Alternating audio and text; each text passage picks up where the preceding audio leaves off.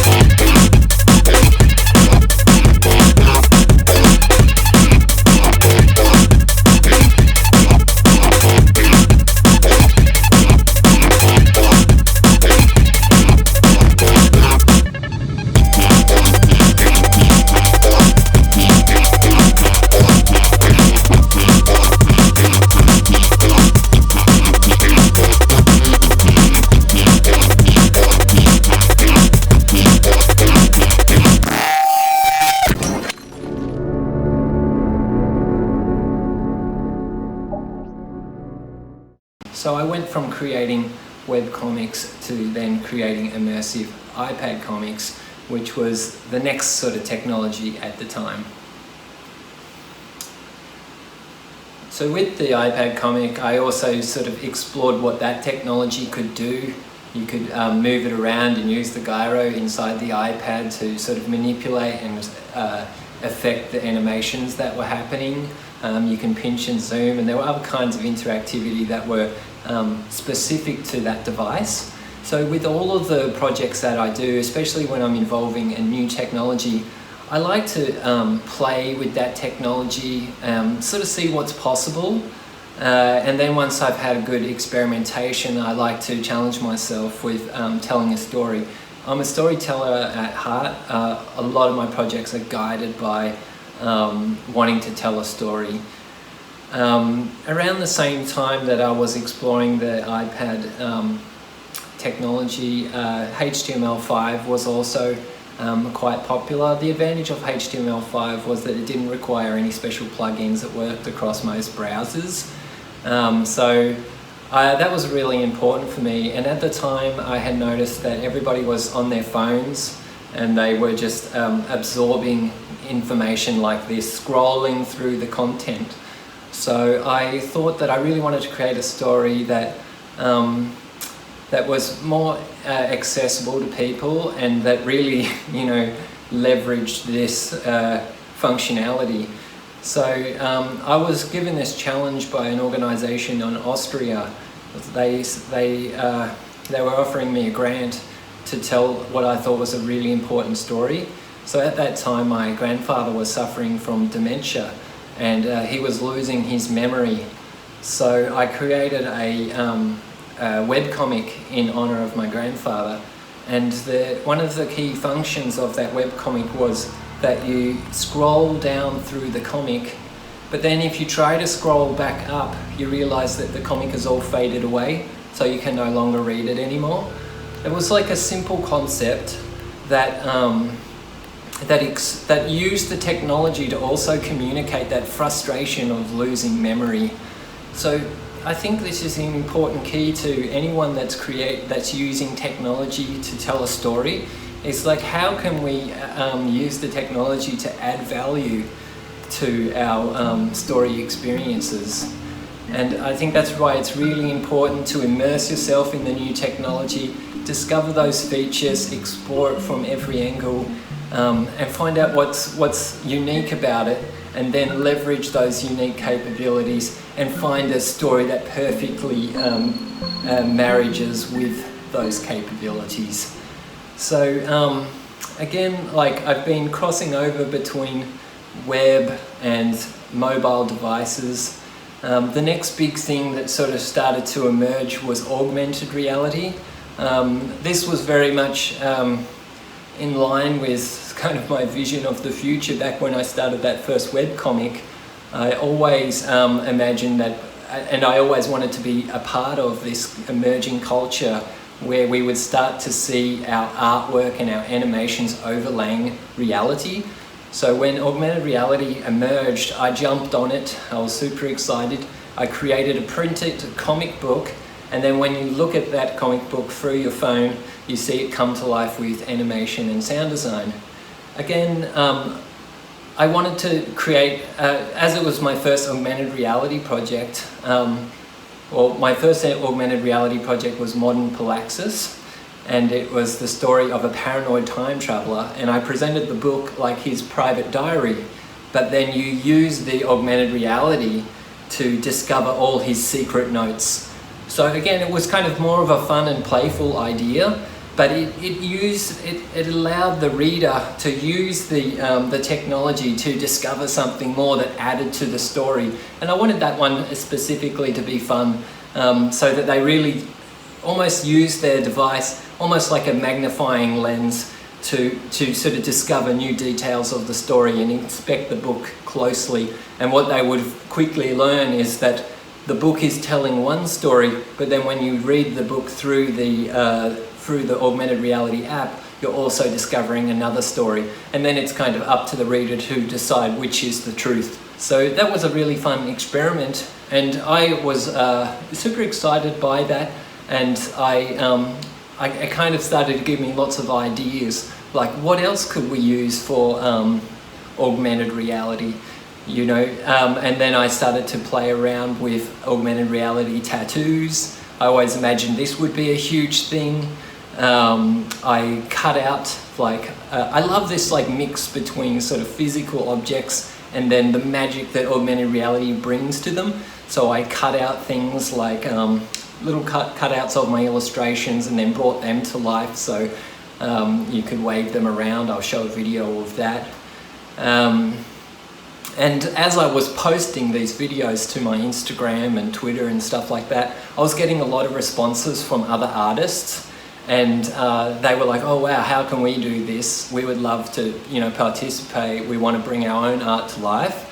So that fantastic feedback that I was getting from artists all around the world really motivated me to do my next project, which was called Prosthetic Reality, a collection of augmented reality art by artists from all around the world.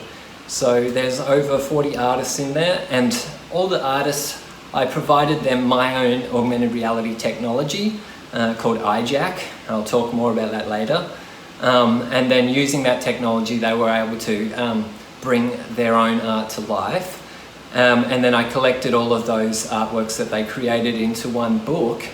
And then we had a book launch, an exhibition where I printed their artwork up on the wall, and we had the books for sale.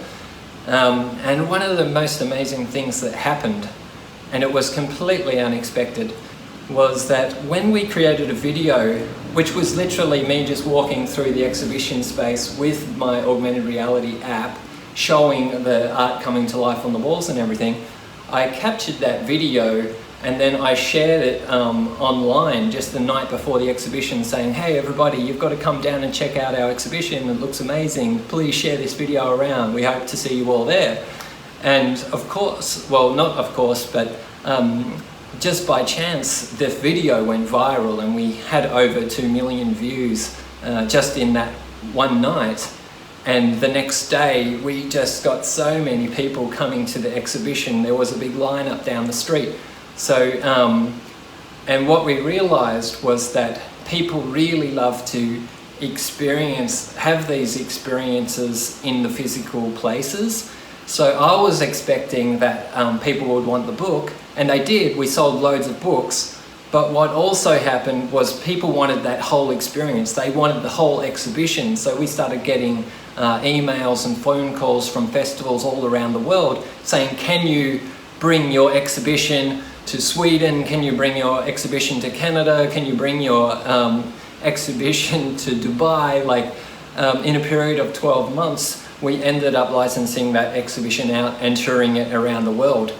That was unexpected, and it became the business model for the company that I set up, which is today called EyeJack. So EyeJack is a company that was built around my augmented reality technology, but now we're doing a lot more than that. We're collaborating with a lot of festivals and commercial clients. We're thinking up new types of events, physical events in physical places that bring their experiences to life. We've teamed up with mural artists. We've created 5-story high murals. We've brought them to life with augmented art. So an entire side of a building, we've had that come to life with augmented art. And again, you know, this is the kind of world that I was imagining in that webcomic, you know, 10 years ago. So for me as an artist, this was super exciting that finally the future was starting to catch up, and not only that, we were pioneering it. So we've been very excited about those possibilities, and we're continuing to evolve what we can do with the augmented reality technology. So of course when COVID came around this year, it was a big curveball for us because suddenly a lot of events, physical events, were cancelled. So we've had to really think hard about, well, if we can't go and share our experiences in physical spaces, and at this time, we really pivoted and started to imagine how we could bring augmented reality into the home. And so we've recently started to create technology that allows people to activate an augmented reality experience in their home. We can use the floor tracking, the wall tracking. We can have artwork pop out of the walls. We can obviously use the facial tracking and the full body gesture tracking and things like this to make fun stuff that you don't have to go to places to check it out, that you can just do it with your friends and your family and yourself, and then share those videos around online. So we've been thinking a lot about that. As some countries are starting to emerge from the pandemic and starting to become active again, and starting to have those physical events again, we are now thinking of ways to merge those that technology that we created specifically for in-home and bringing that back to the physical events. So we're finding it's a great time to explore those possibilities as well. At the time that I was just starting EyeJack, which was around 2016, 2017, virtual reality was starting to pick up and become a really big deal. And of course, because I'm obsessed with any new technology, I jumped on virtual reality and was very excited about it. One thing in particular that really kind of changed my life and my thinking about technology was a program called Tilt Brush, which is a virtual reality painting program. And this was the first time that I was able to stand inside my own artwork. So basically you put the headset on, you're holding two controllers, and you can pull on the trigger of the controller and you can start painting a brush stroke in your physical space. And then you can walk around that brush stroke and you can see it from all the different angles, and then you can select the artwork that you've created. You can scale it down so it fits in your hand, or you could scale it up really big so you're standing underneath the foot of a giant or something like that.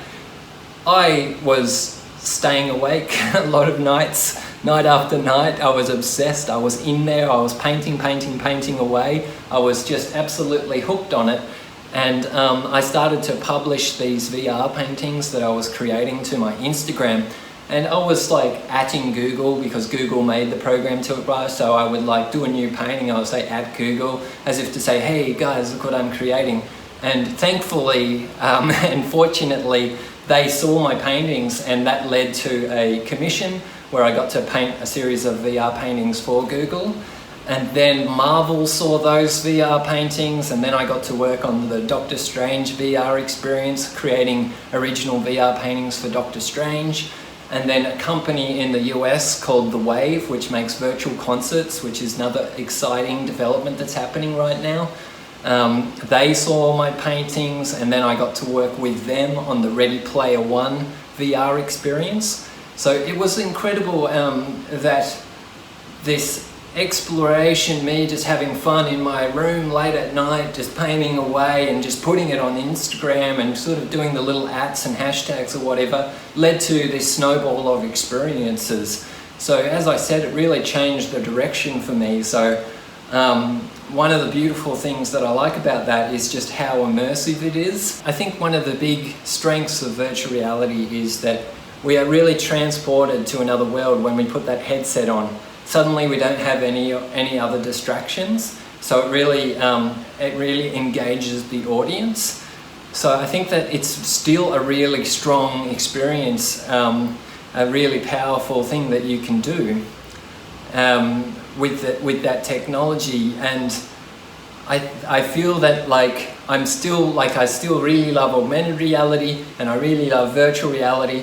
And now I'm starting to think about how those two worlds can emerge, sort of merge together. At the end of the day, there's not a lot of difference between them, but a key difference is, can you see this environment behind me? And in virtual reality, we pretty much hide it away. And then in augmented reality, we can see it, and we create our artwork to interact with that environment. So I think those are sort of design principles, but in the future, we might be wearing a pair of glasses, and we will be seamlessly transitioning from an augmented world to a virtual world and back to an augmented world. And really the difference will be how transparent the background is, or the environment is. So right now I'm excited about thinking about ways that all of these virtual reality projects that I'm creating, they use a lot of more computer intensive technologies that just wouldn't run on a mobile device. But now we're entering a new era of computing and technology, where we have things like 5G, where we can actually start to stream powerful PC computer experiences to the phones. So you don't have to rely on the mobile device to do all that complex processing.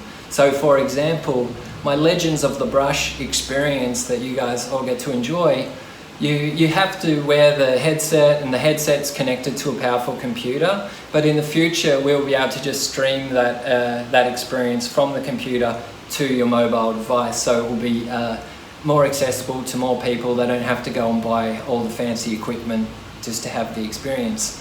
So that's an exciting sort of era that we're entering now. And I'm really looking forward to being able to use all of the skills and the technologies that I've been creating in VR, and really seeing how I can push them into the augmented reality space. Another sort of aspect of my work that I want to talk about is my collaboration with people So of course I don't do everything by myself. And one of the funnest things that I love about the work that I do is the people that I meet and how we can find ways to collaborate. Back when I was creating iPad comics, I had a beautiful experience where I moved to the desert in Australia and I worked with the Aboriginal community to create like an interactive iPad comic. And that was one of my most cherished personal experiences, because was working with the kids. The kids were so hilarious. We were coming up with stories together, and then every afternoon I was teaching them I was drawing a comic, and then I was teaching them how to colour in that comic in a workshop after school. So the kids were co-collaborators with me, and then when we put the comic onto the iPad, you could tap on the speech bubble and you would hear their voices. I'll show you a little clip from that comic.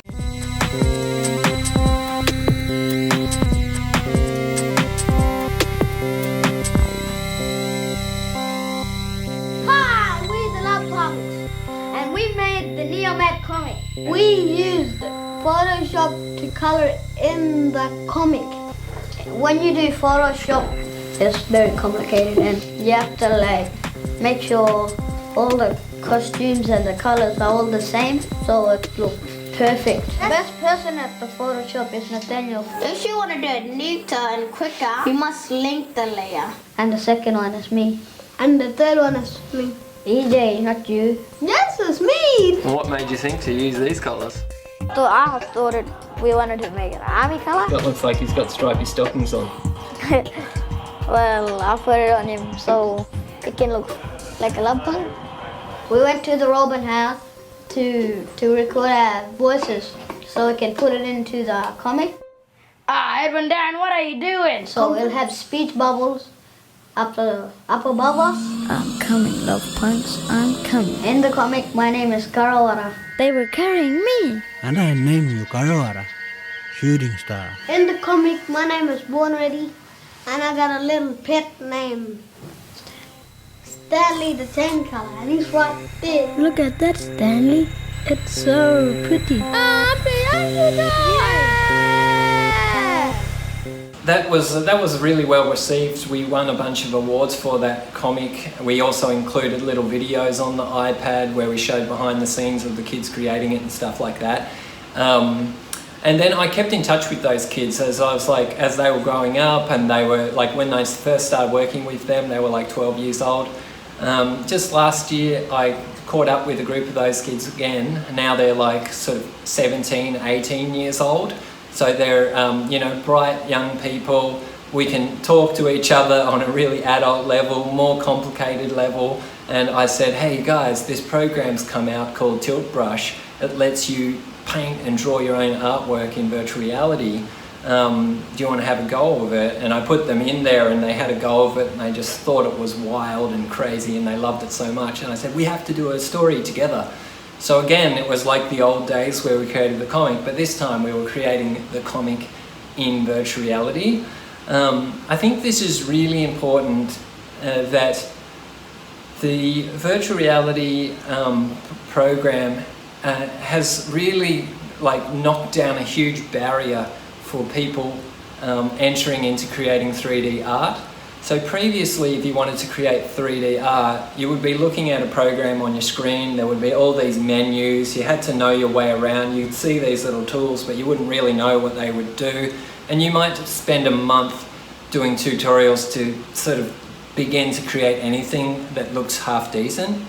But the reality is, with the virtual reality and programs like Tilt Brush, is I can put you in the headset, I can show you the brush tool, I can show you how to change colors, how to change brushes, how to make the brush bigger or smaller. I can do all of those things in like 5 minutes, and then you're off and racing, you're creating an artwork in virtual reality. So very quickly, people without experience are able to start creating artworks. And I think this is a huge revolution that for the whole 3D art sort of community. And now I'm starting to see a lot more technologies and programs becoming available that are really leveraging this possibility of creating art and actually walking around and being inside your art and seeing it from all the different perspectives. I also strongly believe that when we are physically involved in an activity, our neurons fire up. It helps the way that we remember things. So I had a wonderful experience with this young boy that I worked with, and for example, I just could not get him to sit in front of a computer. He was really athletic. He learnt everything through physical exercise. He was a fantastic athlete, but when it came to sitting at a computer, he just would not do anything. Like, he just didn't have the attention for that.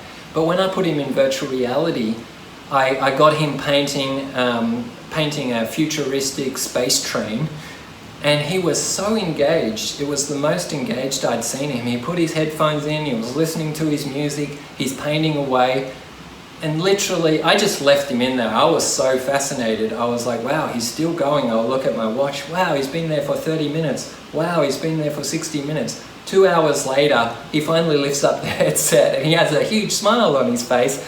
And I was just sitting there like, dude, what you created looks amazing. Like, wow, who would have thought? And he was so proud of himself. He says like, oh, wow, I'm proud. Like, I feel awesome. So I think there is a huge lesson to learn there about just the potential, like, for how these sort of new technologies can engage us in different ways. And just recognizing that we don't all learn the same way. So for people that might not feel comfortable just sitting there in front of a computer, that feel comfortable when they're moving, when they're talking like this, that this could be a huge avenue for them. So this is still all a new field of research that has to happen, but I've been grateful that I've had these experiences and got to learn about this sort of firsthand. So when we got together and we created this project in VR, the project's called Future Dreaming.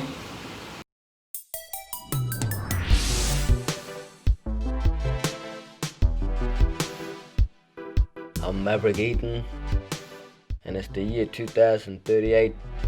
My name is Alison Lockyer, and it's the year 2038. I'm Maxi Coppin. I'm the governor of this new planet community. My name is Nelson. I'm a captain of a spaceship.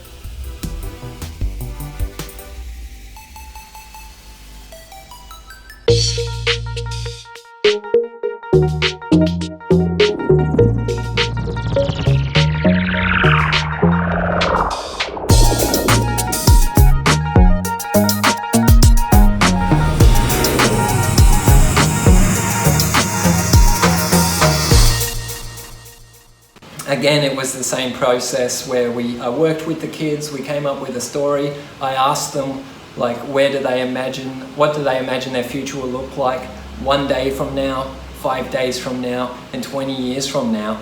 And they all came up with funny scenarios and we wove it together. We got them to paint that future, those different scenarios, and then I wove them all together into a story. And we also used mocap technology so that we could put them in the mocap suits and then they could control their own avatars that would walk around their virtual worlds, and you as the user, you would enter into VR and you would meet the kids as their virtual avatar, and then they would show you their future. So again, it was like a simple idea, but it allowed like a really beautiful collaboration with these young people, and they really got to talk about how they imagine the future, and they could show you their artwork that they created. So that was a fun one, and it was kind of like, for me, a perfect balance of that sort of showcase the full potential of these types of projects where, you know, you get to work with community, you get to tell the stories of the community, you get to involve young people with technology. In this case, like, these young people live in the desert. They are really remote. They don't have access to a lot of technologies. So for me, it was an important case study to show to the Australian government, hey, look what these people out here in the desert can do if you just give them the opportunity to have access to technology. So that's really important as well, because we want to create more equality in the sort of technological industry. We can't just expect it to be okay if only people in the city have access to technology. So I'm really interested in that conversation as well. It's like, how can we use technology to bridge those gaps? So there's a lot of exciting potential there. So now I'll come back to Legends of the Brush. I'm not sure if you've seen the trailer, but I can show the trailer now.